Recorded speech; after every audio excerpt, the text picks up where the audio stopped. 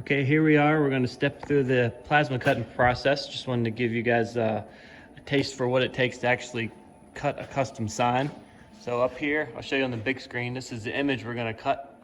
It's about 16 by 20 inches. And what we do is we create the image, we load it into some software, we do some processing on it, and then we send it to the plasma cutter. So here's the plasma cutter. It's a 4x4 table and with a hypertherm torch. And what we're doing now is we're loading the image into a software called SheetCam. This actually creates the file that the post processor will use for cutting the image. So Chris is loading the file in there right now, and once he gets it loaded, we'll show you what the file looks like right before it's going to be cut.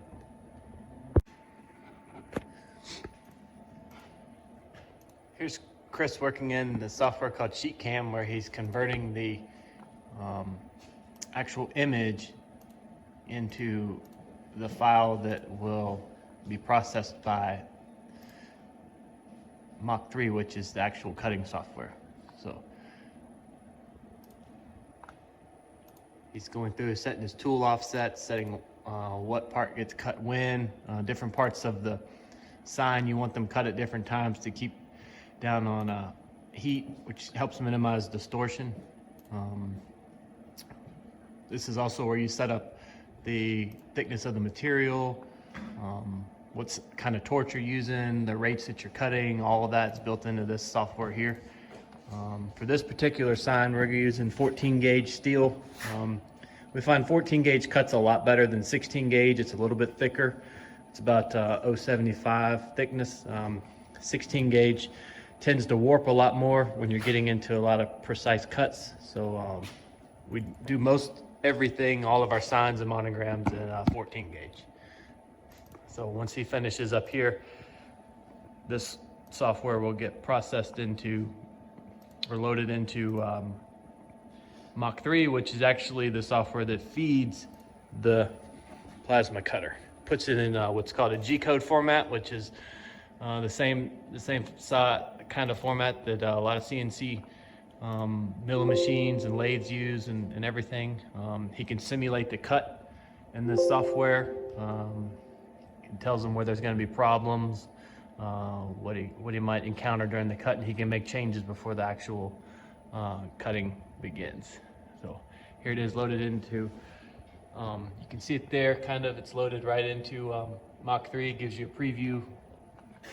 And then once he'll set his zeros down here on the table, and then which is basically the start point for the torch, and compare that to the software, and then that way he knows that you're cutting right on the correct portion of the plate.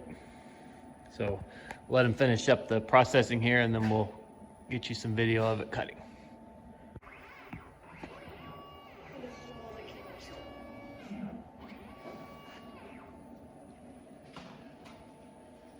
All right, put your safety glasses on.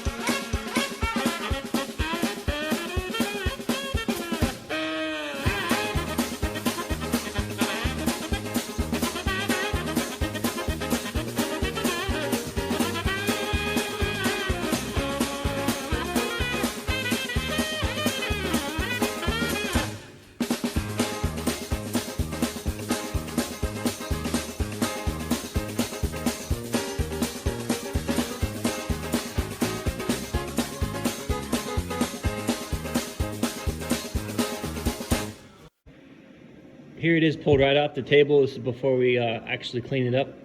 Just want to let you see what it looks like before we put the grinder to it. But there it is. You can see we've got a lot of other signs and monograms we've been working on. Busy time of year with Christmas coming up, but you know, just idea of our capabilities here at Creekside.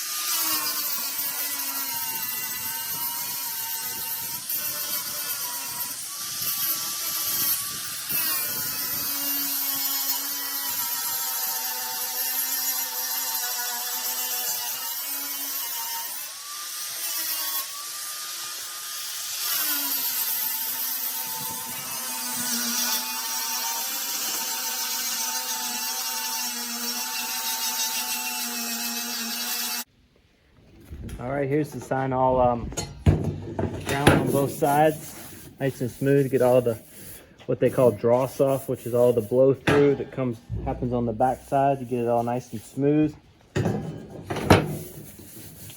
nice smooth to the touch. And we grind the whole surface. There's a couple different ways you can grind it. This was just done with the standard flap disc. You can see that one's about done. What we'll do is then we'll clean it with alcohol, wipe it down really good, and then it's ready for paint or powder coat, whichever cleaning method you prefer. Or I'm sorry, whichever coating method you prefer. You can do either one. But there it is, right there, just before you know, we wipe it down with alcohol and ready to coat it.